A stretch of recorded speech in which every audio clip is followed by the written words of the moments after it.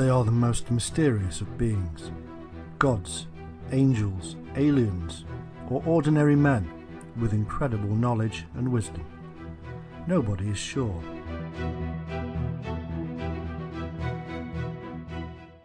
The culture of Mesopotamia is rich and complex. Historians have been slowly unravelling their secrets.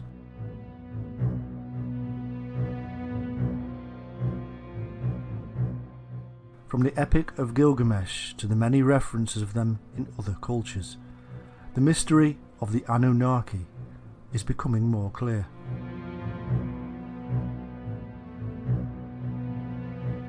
To Western eyes, their ways are strange. Over hundreds of years they have been called gods and angels, and now in our modern age many see them as aliens visiting Earth and bringing great knowledge.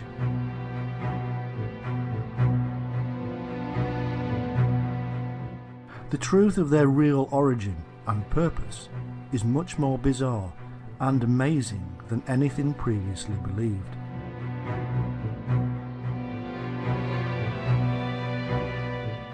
Prepare to witness the demystification of a sacred and ancient past. Prepare to see the Anunnaki as they really were, and in so doing we will discover the truth about so many other things. From the Garden of Eden to the Great Flood, from the God of the Bible to the secrets of Enoch, all shall be revealed.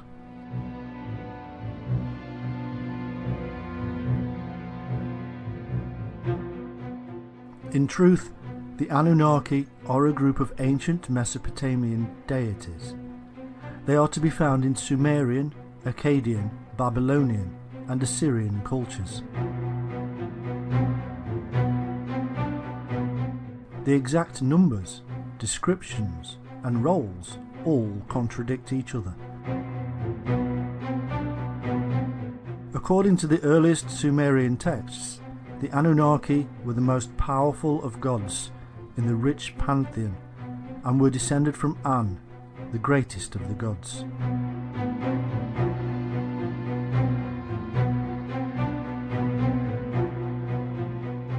Later, they became the 7 judges who sit upon the throne in the underworld. They remained this way for some time, even in the Epic of Gilgamesh. According to old Babylonian texts, they were gods of the underworld, not of heaven. The name simply means offspring of Anu or An, the sky god, and Ki. The most prominent and probably well known of the Anunnaki was Enlil, who cleaved heaven and earth in two.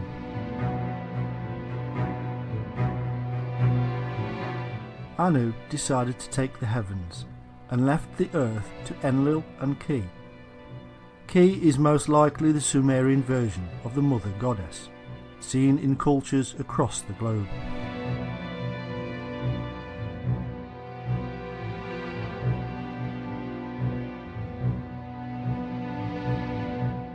The physical evidence of worship of the Anunnaki is scarce. Most of what we know comes to us from texts. It appears that each of the Anunnaki were worshipped separately in individual cults, and because of this, no evidence of them as a group has been found. No image of them all together. As such, the practices of worship of the Anunnaki is thin on the ground.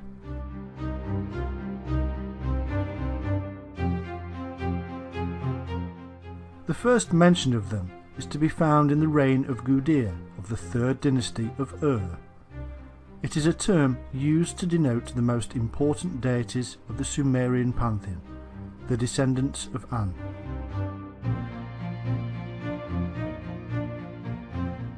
Exactly which deities were members of the group referred to as the Anunnaki is difficult to know. There is no complete list of them that survives.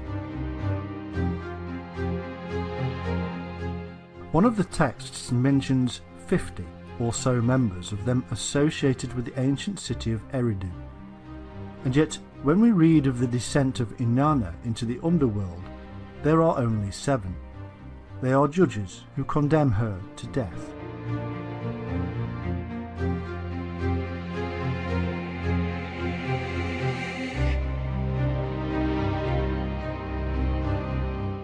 There is a group of deities known as the Igigi, and they are sometimes confused with the Anunnaki. However, in the poem of Ira, both groups are different. In one flood myth, the Igigi are 6th generation gods who perform labours for the Anunnaki. However, after 40 days they revolt against their masters, and so Enki, one of the Anunnaki, replaces them with humans.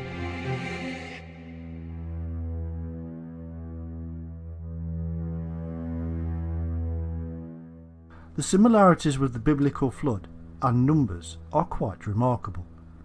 It is obvious that Mesopotamian myths heavily influenced or were the origin of much of the biblical Old Testament.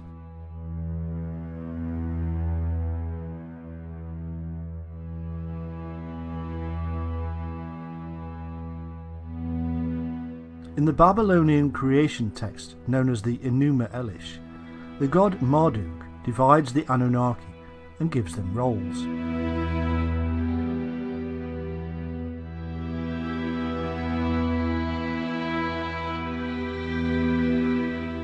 "300 in heaven and 300 on earth." As a thank you, the Anunnaki built Esagila as an abode for Marduk, Enlil and Ea. When they had finished, they built themselves shrines.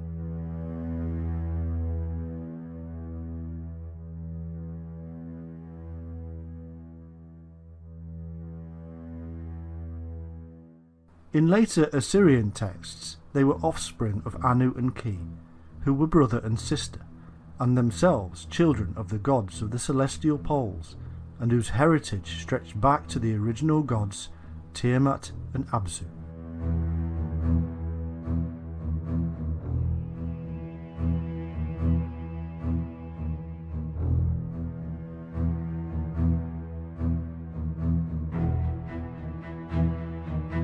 Here we begin to see clues to the use of these deities as names for the bodies in the sky, the stars that shine above.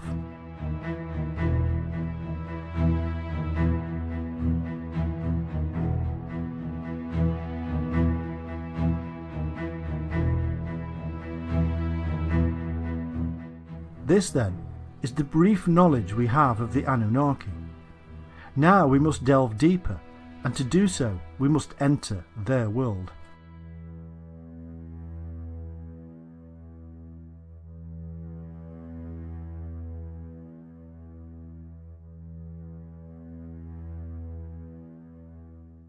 Appearing out of nowhere, and at least as early as the 5th millennium BC, the earliest known civilization, the Sumerians of Sumer in Mesopotamia, was initially a non-Semitic culture. By 3000 BC, and as a result of its sophisticated irrigated agriculture, Sumer flourished as a nation and developed a considerable power base through the development of its numerous city-states like Ur, Erech, Eridu, Lagash and Kish.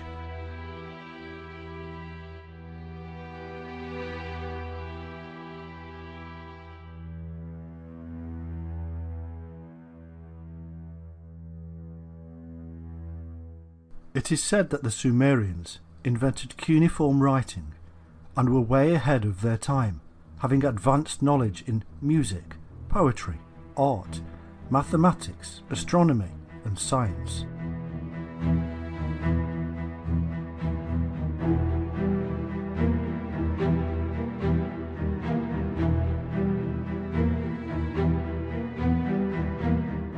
For the ancient Sumerians, music was a tool that helped them describe the cosmos. The Sumerians were later conquered by their long-term rivals, the Akkadians, under Sargon I.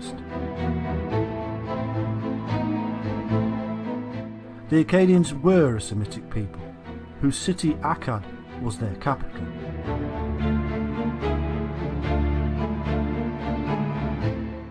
After 2000 BC, Sumeria Akkad declined as a nation, and was later absorbed by the expanding empires of Babylonia and Assyria.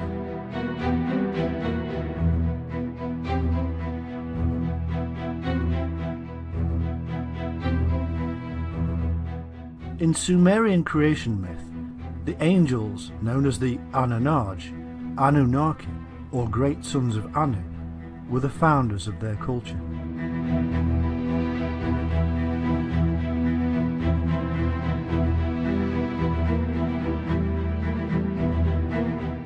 The names Angel, Anunaki and Anakim have much in common. They are indicative of the ancient ancestors who brought the secrets to the rest of the world.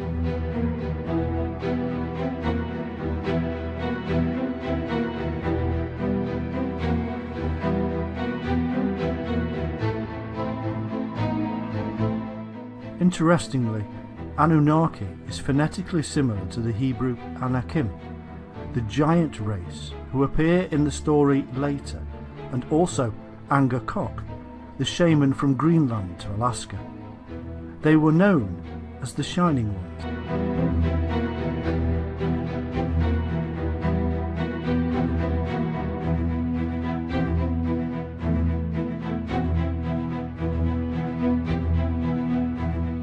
The earliest accounts of the Shining Ones can be found in four principal sources. Firstly, in the Sumerian tablets from the Library of Nippur, where they are named the Anunnaki. Secondly, in the Book of Enoch, where they are referred to as angels, watchers, and Nephilim. Thirdly, in the Book of Jubilees. And fourthly, in the biblical book of Genesis, where they are given the name Elohim.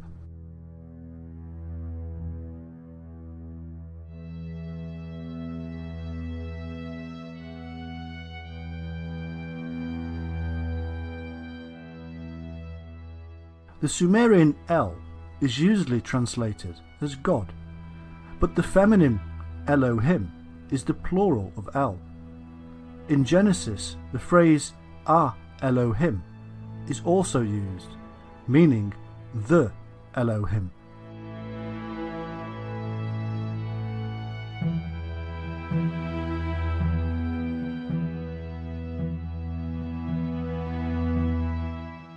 El means brightness and shining. Indeed, the Semitic word El is found in many ancient languages. For instance, the Anglo-Saxon elf means shining being, and so El needs to be translated not as God, but as the Shining One, and Ah Elohim, being plural, should read the Shining Ones.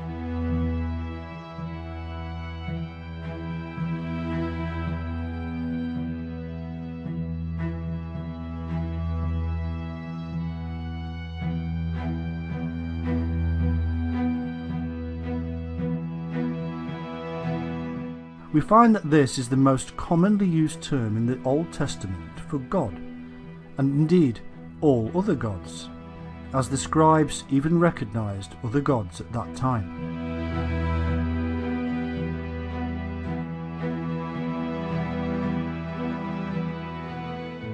The name Sumer comes from Shumer and means literally the land of the watchers. It is none other than the ancient biblical land of Shinar, which amazingly means the place of the Shining Ones.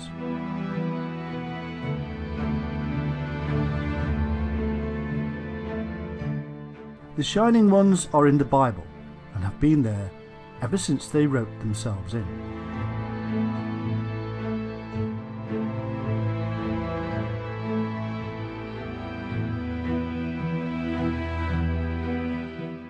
Elohim is usually translated incorrectly as Lord, and if you read the Bible and replace Lord, and don't forget about the added words, with Shining Ones, you will see a remarkable difference. A reading now of how it was meant to be. We now have the shining light of knowledge, spoken of in 2 Corinthians 4:6. The Lord God of the Bible is the light who gives birth to the divine spark of Christ. A pure reading of the global understanding that God was the basis for illumination, the fire, the sun, the light, and heads of those that shine from that brilliance, the source of intelligence itself.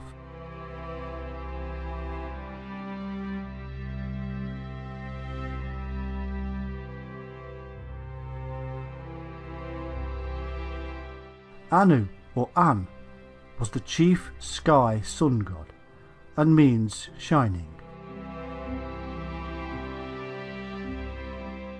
The Anunnaki therefore means sons of the Shining One, or sons of light.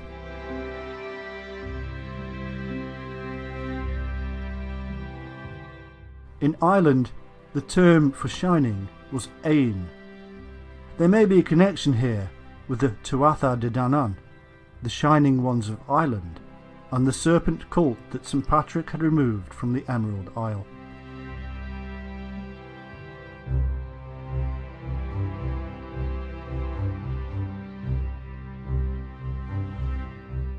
Also, there is an unusual, semi-nomadic, bear-worshipping tribe in Japan, known as the Ainu.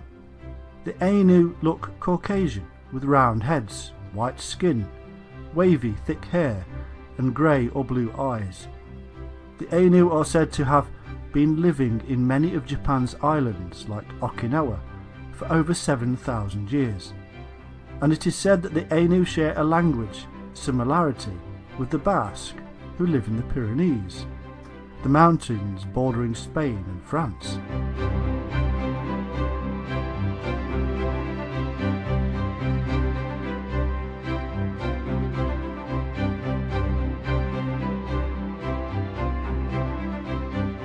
Also interesting is the fact that in these Ainu regions a number of stone circles have been found with a slender, upright stone in the centre, similar to those found in the British Isles and elsewhere.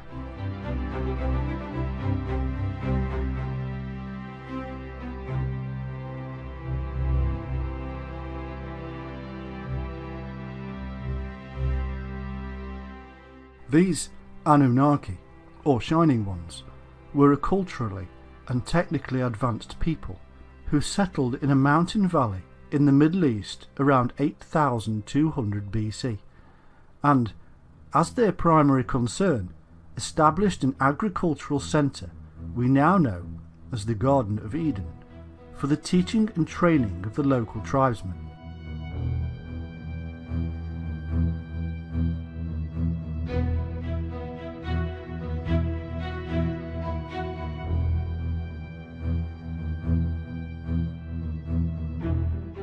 They were described as the shining countenanced lords of cultivation, elevated to gods.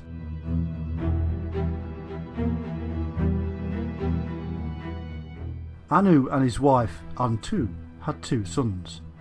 Enlil, the storm god, ruled the air and atmosphere, and Enki, the water.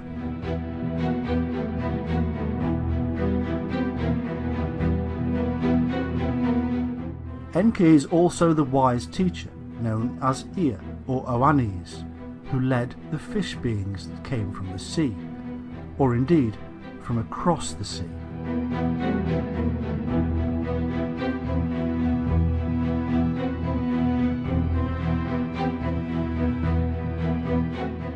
Enki was depicted as a goat with a fish's tail, which became the sign of Capricorn.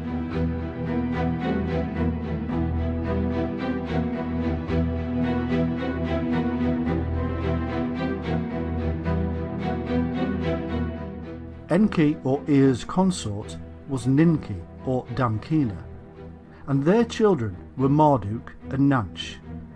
Enlil, also known as Bel or Baal, and whose patron city was Nippur, later ruled in Anu's name. Ninlil, or Ninkar Shag, ruled the earth. The early Sumerians described themselves as constantly nourished by the milk of Ninkarshag, the great Mother Moon goddess. The Syrians knew her as Atargatis, the mermaid.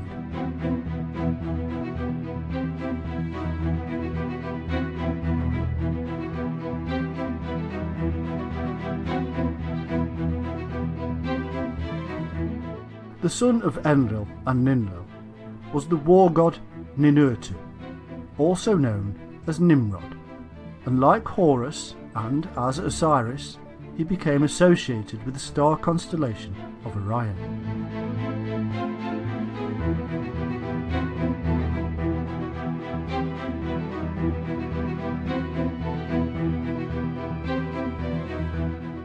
We also have Nana, who was the moon goddess, and Utu, a sun god, also known as Ogmash and Shamash.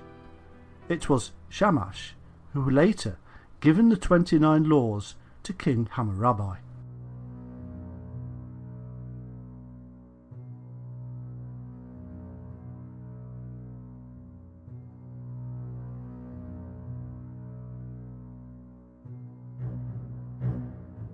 There is also Inanna, or Ishtar, who was associated with Venus, as symbolised by the pentacle.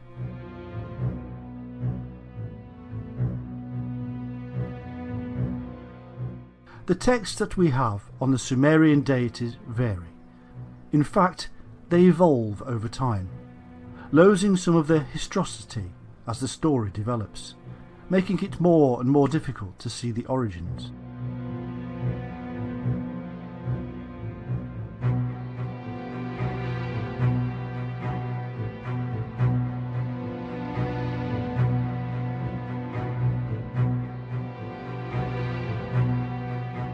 Trying to bring clarity to the tales of Sumerian and Mesopotamian deities is like trying to learn Mandarin backwards. However, due to the names we are given, such as Enki for instance, who is identified with Ea and Oannes, we're being led to cross-reference the Anunnaki with the fish beings, who seem to have come ashore in Sumeria from the Red Sea and the Persian Gulf, and at a time which is now lost in antiquity.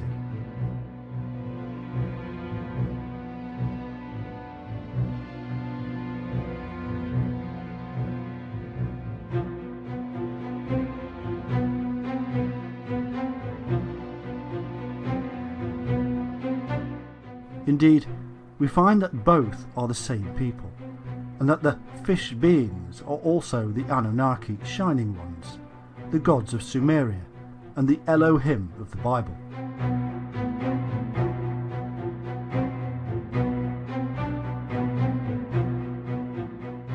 And when we then cross-reference these fish beings with the Nita gods and the Shemshu or Aku, and whom it is said appeared in Egypt from a submerged island, we also have to include the origins of the Hindu Naga serpent deities, who also came from a lost island.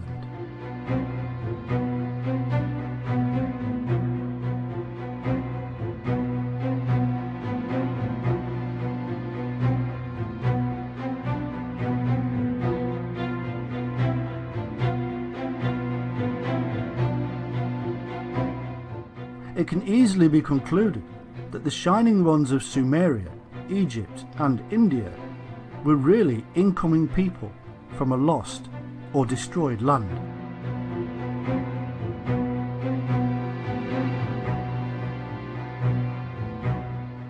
These connections allow us to piece together their story and see a little more of their historical territory, much of which has been lost or deliberately hidden from us.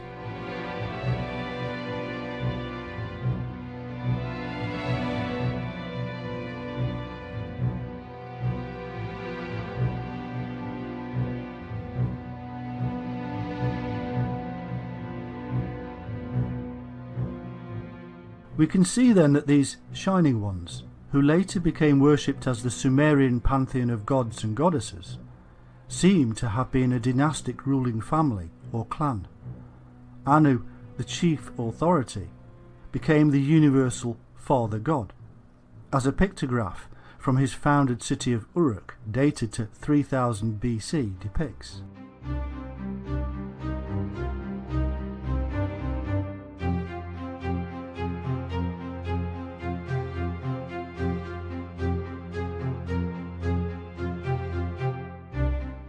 The lineages of all these deities are mixed, with sisters, wives, mothers, fathers, brothers and sons, intermingling and confusing the whole thing.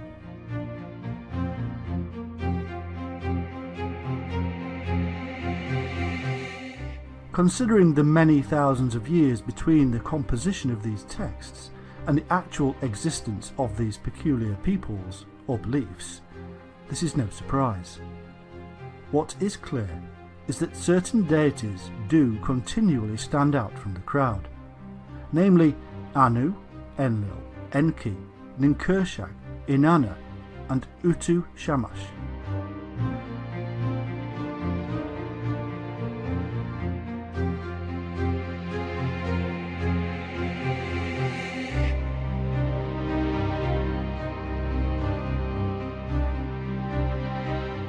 And that the form and structure of these deities would go on to spawn Egyptian, Greek and Roman pantheons for centuries, if not thousands of years.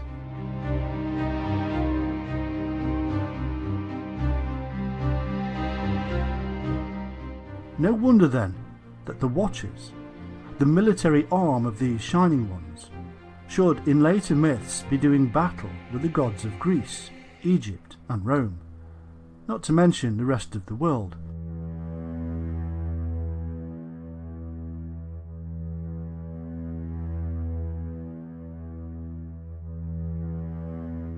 Just as the fallen insurgent Nephilim or Watchers do battle with their own ruling family of Shining Ones in the Bible.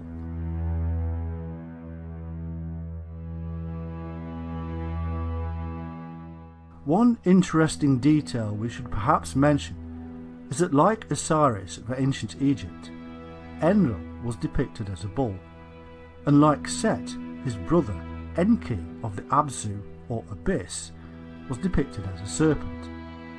Interestingly, because the people of Atlantis were supposed to have worshipped the bull, which is a remarkable coincidence, taking into account the association with deities have with the biblical deluge.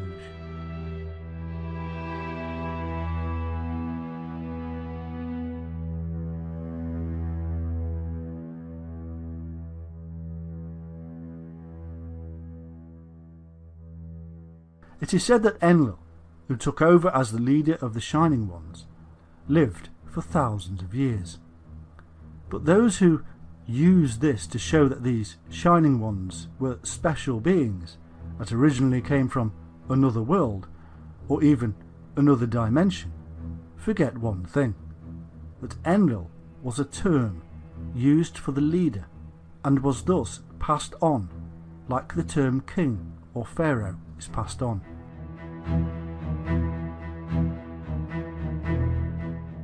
It was also the title of the sun, which of course would seem to be eternal.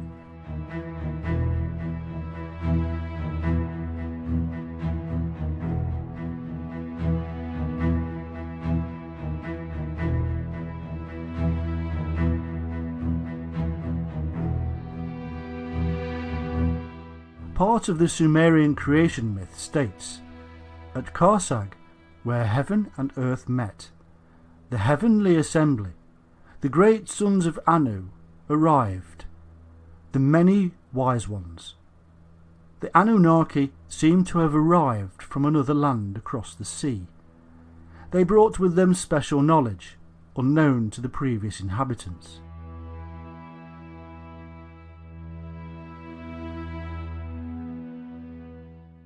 It is said, mankind learned from the Shining Ones. They set things in order.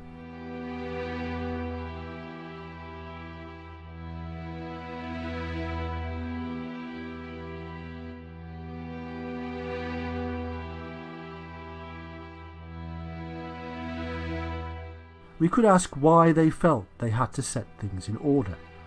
Perhaps this order has something to do with the chaotic aftermath of a global calamity that had destroyed their homeland, according to the accounts. A flood, for instance, that appears in myths across the world.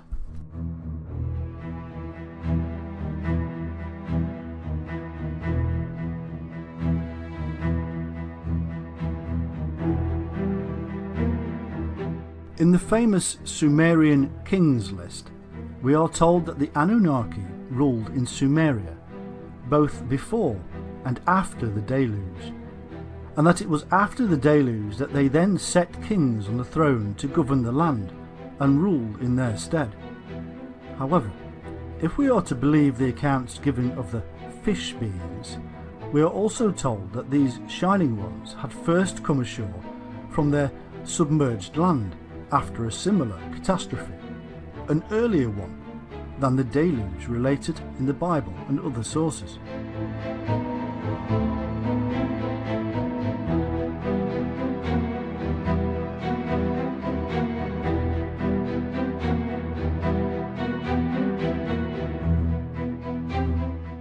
Could these great global flood disasters in fact be bringing together tales of a much earlier flood, and so scientists are searching for the wrong period? It's possible that the Shining Ones knew when these catastrophic events were going to happen and had predicted the deluge, hence Noah being warned to prepare for the event.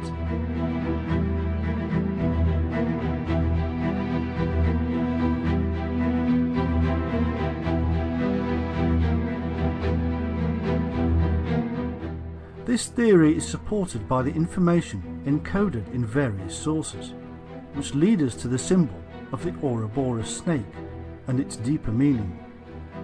It is as if, again, these people had profound knowledge of cycles, and in particular the 25,800-year precessional cycle, which was believed to have begun with the tilting of the Earth from its upright position.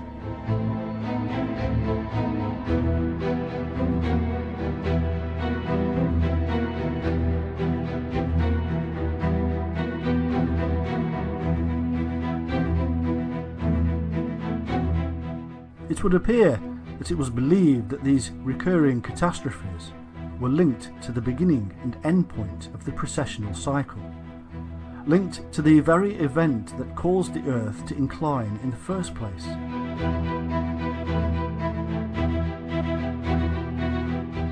This does not necessarily prove that the Earth's axis was once upright. However, it does mean that it was believed the axis was vertical, and thus revealing an amazing knowledge of the heavens and Earth's place in it.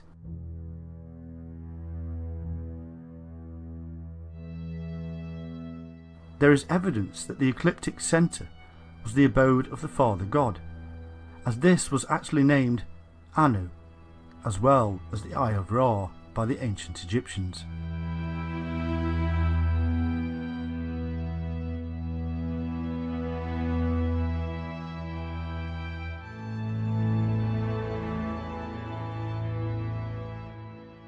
Also, the ancient astronomers of these Shining Ones must have believed that the precessional cycle was linked with the Earth's own life cycle, or reincarnation cycle, and so the Earth, being upright, would bring a more harmonious and balanced existence.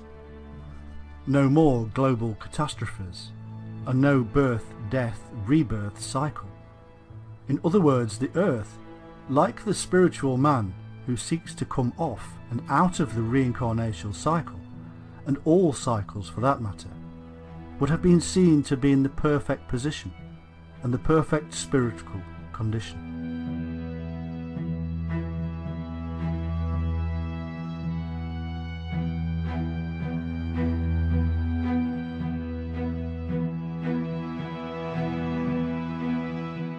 We also find that these people are also termed Igigi, which was also the name of the king after the flood. The Igigi in certain texts seem to do the work of the Anunnaki, whereas in others they are equal and spoken of in the same breath.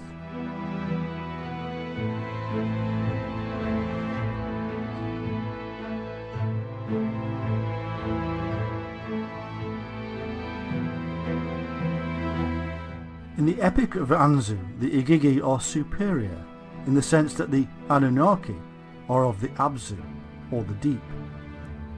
This, of course, must remind us of the Hindu ideas of the Naga, serpent deities who reside in the deep, and are no less holy for it.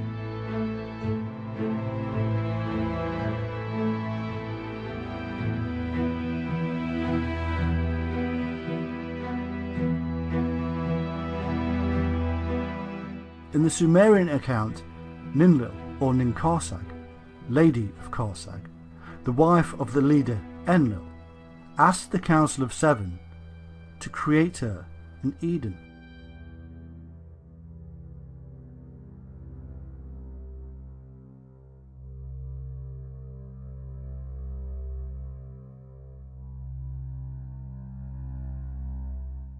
This is the very same Eden, or plateau, as in the Bible myth, and the Council of Seven is the same as the seven archangels, or messengers of the Bible, who came down from heaven, or the mountain, or cosmic sky.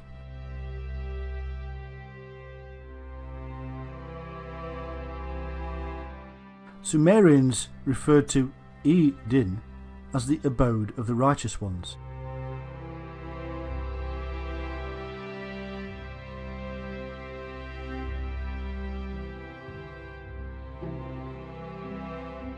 The tree of life and the tree of knowledge that stood in this Garden of Eden are the secrets of the Shining Ones, secrets which will stay with them for thousands of years, to be told only to the highest shaman, adept, priest, avatar or prophet.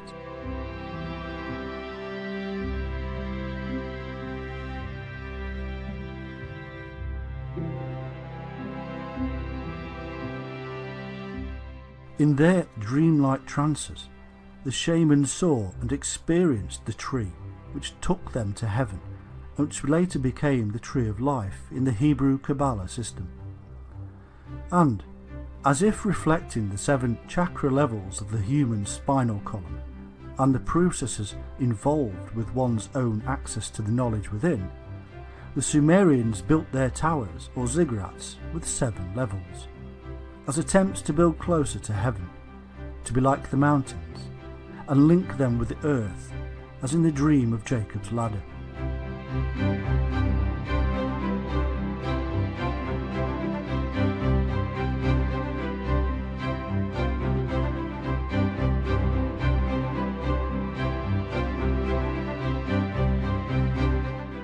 It is said that these shining deities also lived at the top of the ziggurat or pyramid, the great house. We now know what the ladder and these temples really stand for symbolically, but was Jacob's ladder a similar construction somewhere in the Near East?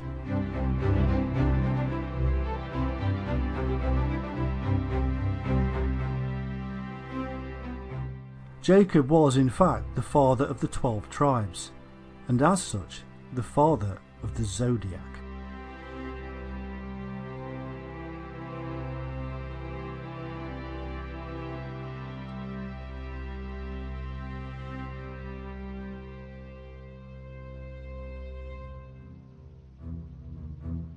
Reuben, Jacob's first son, was Aquarius, hence the reason he was unstable as water.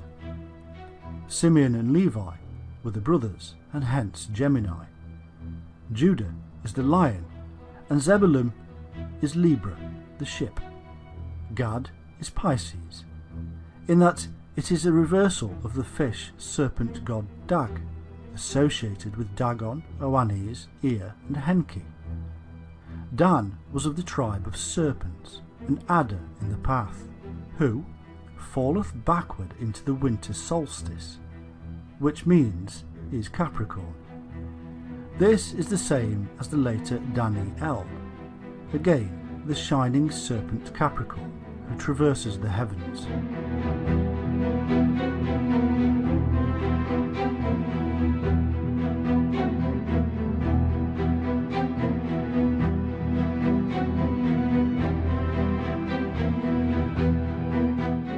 We can now see that most of these myths and stories are mere transliterations of astro-theological ideologies associated with the zodiac, and also the precessional cycle, which can be used as means to find relevant periods in history.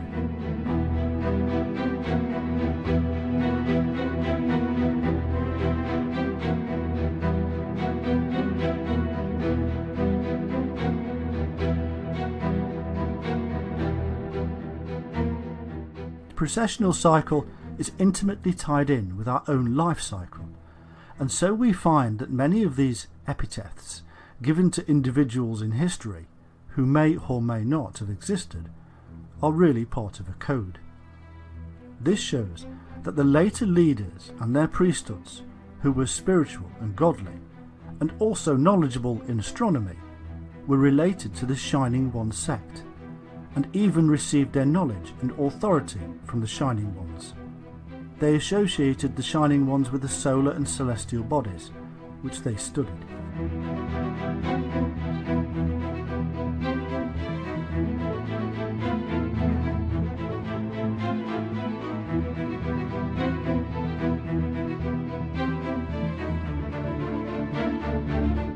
The 7 Shining Ones, or 7 sages of different cultures, later became the gods, in men, incarnated as man, only then to be reunited with the Father God after death. This is basically the Christian myth. It is the celestial bodies being written down in human form, a pantheon of 7 and corresponding with the 7 planets in the heavens.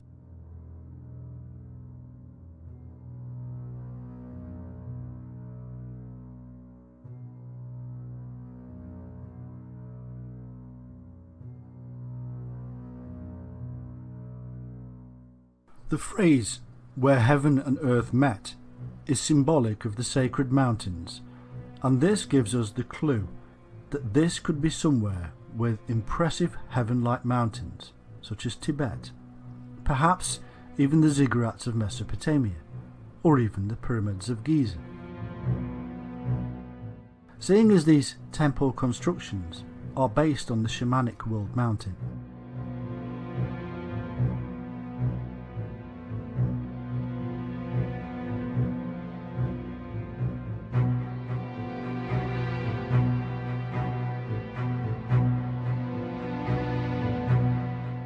we can see then that many of the details included in the stories related to the activities of these Shining Ones are really based on these astro-theological movements, which they understood to a great degree, and have been encoded in these myths and stories as a means to preserve this knowledge and also convey this process to those who could understand it.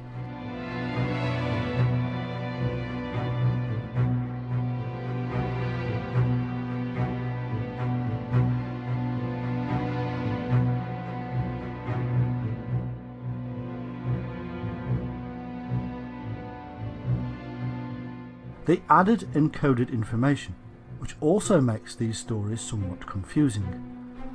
The story of the Anunnaki is therefore not one just in the remit of Mesopotamia. It is in fact a universal system, observed in the sky, and this is why similarities can be found across the world in ancient cultures.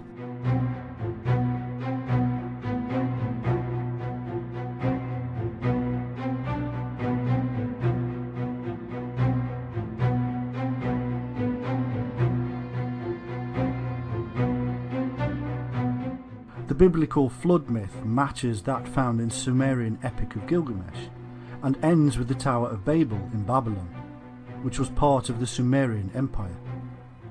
This shows that the secret knowledge associated with the Shining Ones ended up, and at that time, in Babylon, and then moved on from there.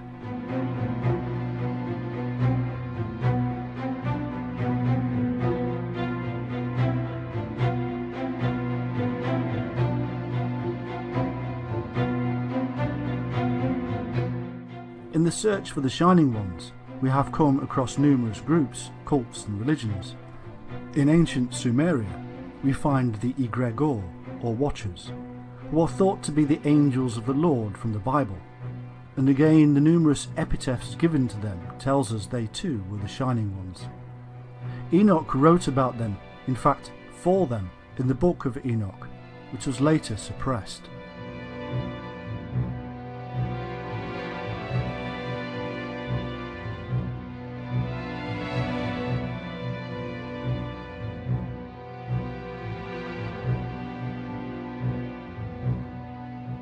In the Bible and the Book of Enoch, these Shining Ones are called angels, archangels, or cherubim.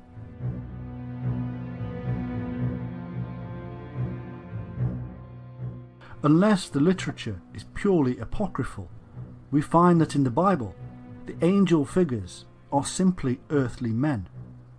In the Bible, we do not find angels with wings. There are no original stories of them being supernatural. They are, in fact, quite ordinary. It is always Gabriel, meaning man of God, who informs the people of a coming childbirth. Was he the shaman, the doctor?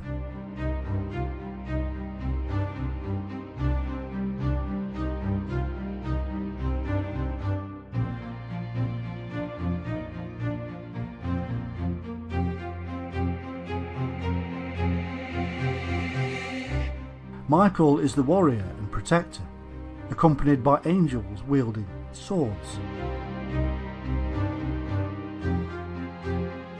Each and every one of them has their own specific duty, an earthly duty. People with titles, angelic titles, as messengers and ambassadors of God, just like the early shaman.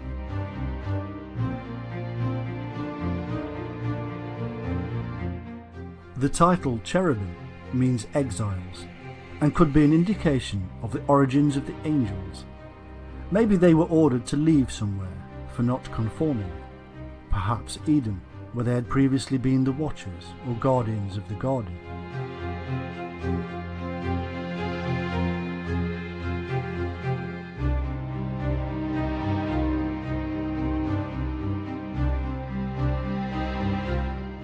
In Genesis 4:16, the land of Nod is symbolic also of the people of Israel, as Nod means wandering. It is not much of an extrapolation to assume that the priesthood were also wanderers.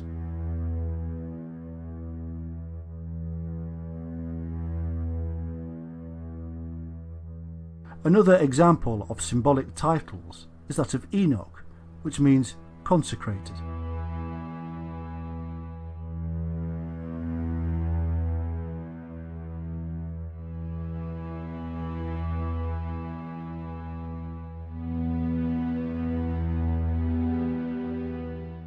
When Cain and his wife bore Enoch and built a city called Enoch, we have the people of Cain being consecrated before God. Enoch, the consecrated one, would later write up the history of these fallen wanderers who spread across the globe as the great Shining Ones, teaching, measuring and building the world's most mysterious ancient monuments.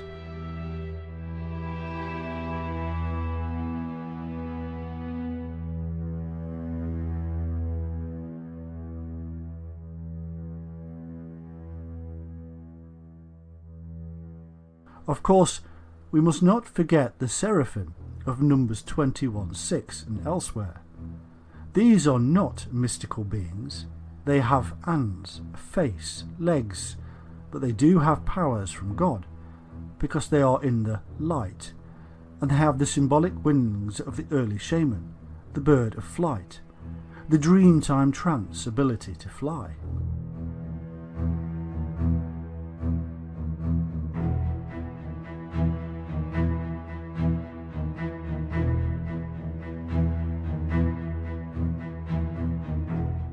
Their name means Shining Ones, or fiery serpents. They are enlightened beings via the power of the serpent.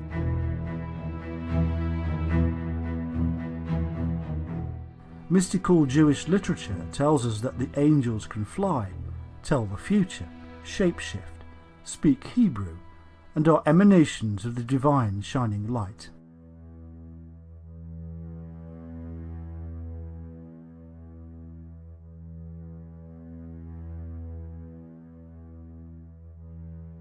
In the Old Testament, God is indistinguishable from the angel or messenger, known as Yahweh.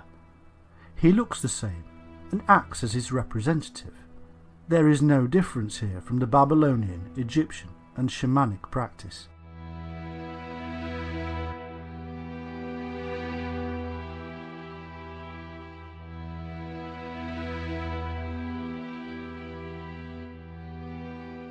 In the New Testament, the angels actually take part in the judgment at the end times. Alternatively, they may be those who had experienced enlightenment and then fell from grace.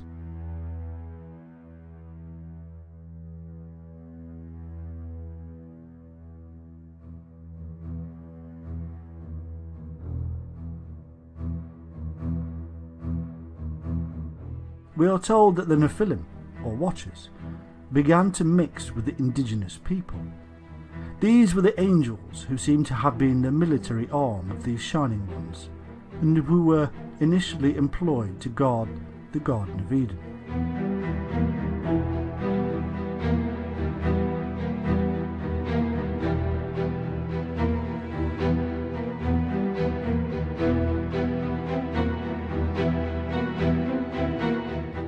And it came to pass, when the children of men had multiplied, that in those days were born unto them beautiful and comely daughters.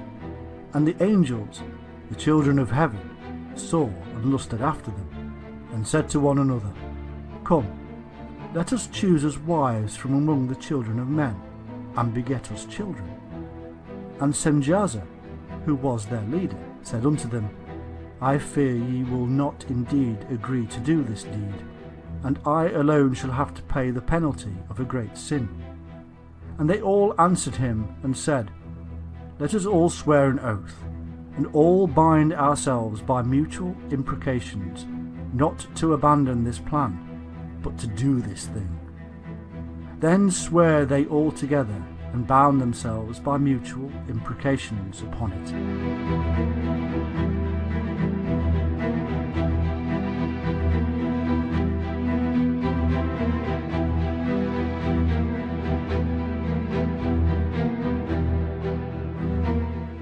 From this union, a hybrid race was produced, a race of giants, so we are told.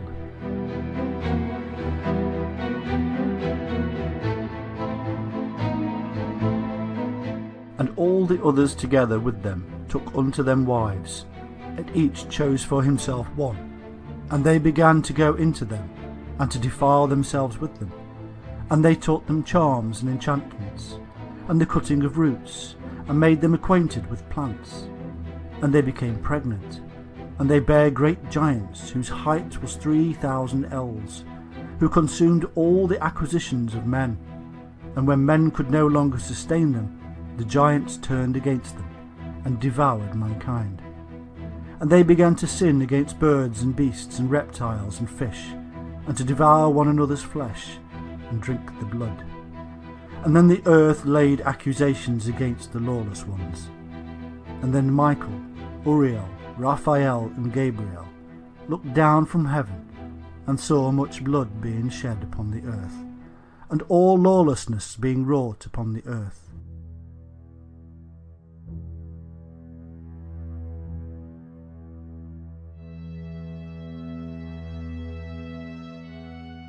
These insurgents also passed on knowledge, and taught them combat and how to make weapons.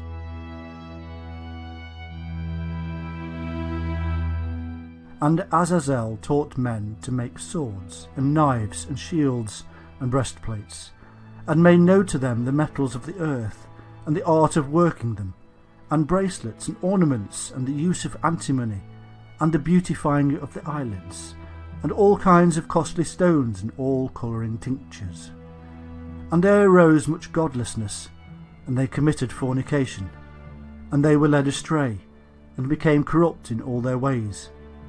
Semjaza taught enchantments and root cuttings, Armoros the resolving of enchantments, Barechgal taught astrology, Kokabel the constellations, Ezequiel the knowledge of the clouds, Araquiel the signs of the earth, Shamsiel the signs of the sun, and Sariel the course of the moon. And as men perished, they cried, and their cry went up to heaven.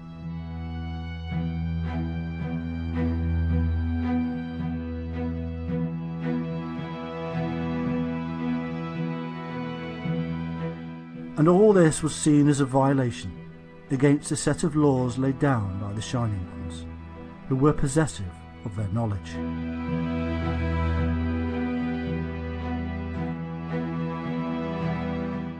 Thou seest that Azazel hath done, who hath taught all unrighteousness on earth, and revealed the eternal secrets which were preserved in heaven, which men were striving to learn. And Semjaza, to whom thou hast given authority to bear rule over his associates. And they have gone to the daughters of men upon the earth, and have slept with the women, and have defiled themselves, and revealed to them all kinds of sins. And the women have borne giants, and the whole earth has thereby been filled with blood and unrighteousness.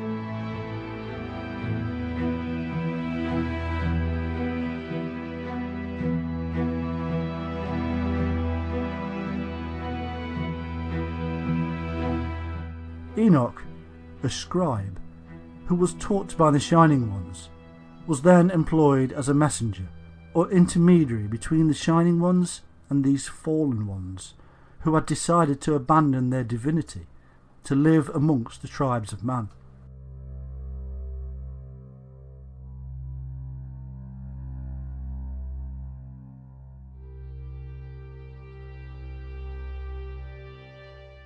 Enoch was then sent to tell the insurgents that a severe sentence had been passed on them, and that they were soon to be punished. In brief, the punishment sent is the flood.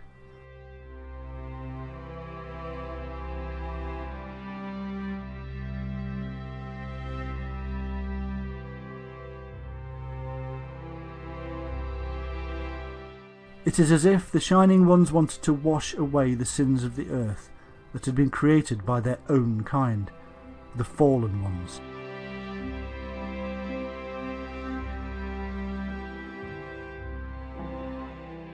In the Bible, we are told that God, or rather the gods known as Elohim, spoke to Noah, telling him that the seasons of summer and winter would be more extreme from the time of the flood onward.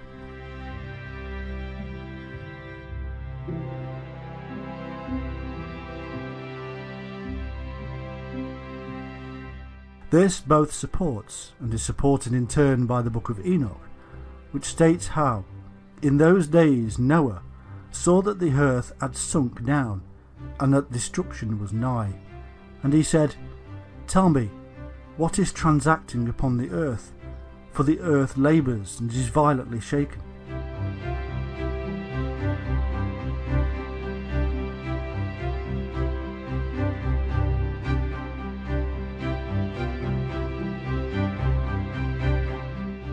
In the King James Version of the Bible we find this: Behold, the Lord maketh the earth empty, and maketh it waste, and turneth it upside down, and scattereth abroad the inhabitants thereof.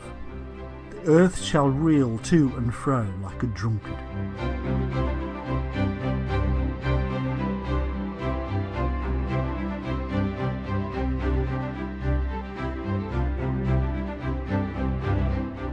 In Psalm 68:8 it is written, The earth shook, the heavens also dropped at the presence of God, and even Sinai itself was moved at the presence of God.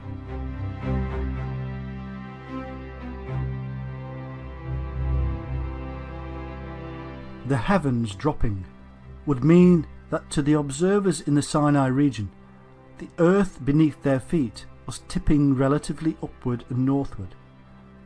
In his written book, Timaeus and Critias, Plato describes an awful catastrophe in which the earth moved forwards and backwards, and again to right and left, and upwards and downwards, wandering every way in all 6 directions.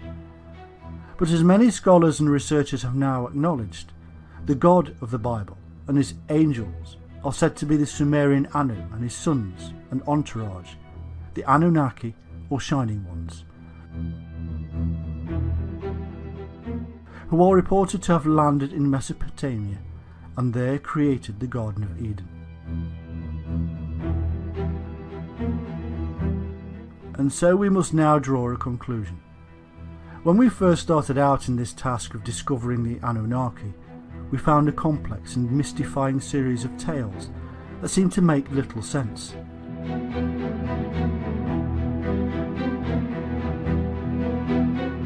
Slowly, we have pulled apart the names, places and myths to reveal something very simple.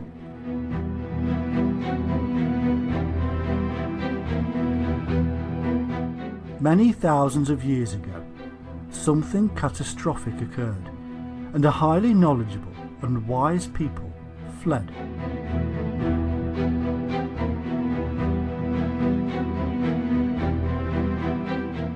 They eventually landed somewhere in Mesopotamia, where they came across a less developed people.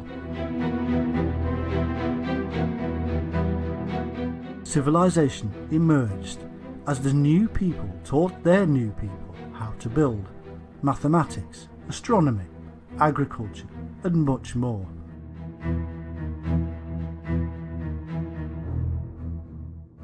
Their wisdom was so great that later generations would call them gods and angels.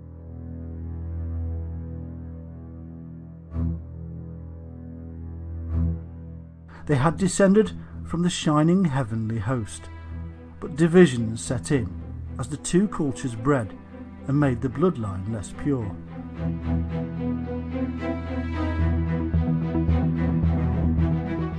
The Watchers, who had gone bad, and the Shining Ones, who were not happy. In a simple tale that has become very complex over vast periods of time,